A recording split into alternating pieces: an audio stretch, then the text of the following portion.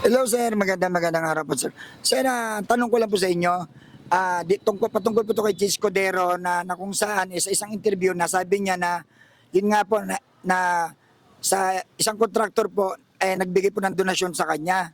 Nung kampanya po to. Ngayon po pinaiimbestigan naman na po siya.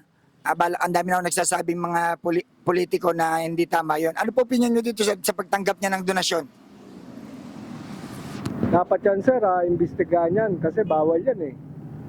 At kung makukulong siya, dapat kasuhan na rin siya para makulong. Para hindi na pamarisan ng iba.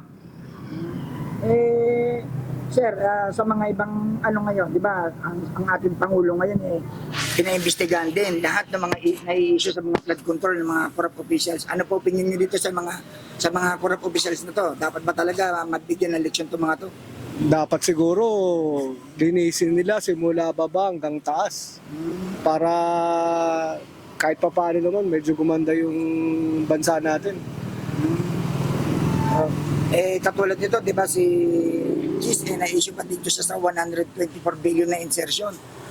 Katulad niya yan, baka imbestigahan din ho siya about nga sa pagtanggap ng donation. Ano ba magandang mangyari ngayon kay Chis Codero? Magbitaw na po ba talaga dapat siya? Dapat magbitaw na siya, saka dapat makulong yun. Ako, salamat po sir. Thank you po.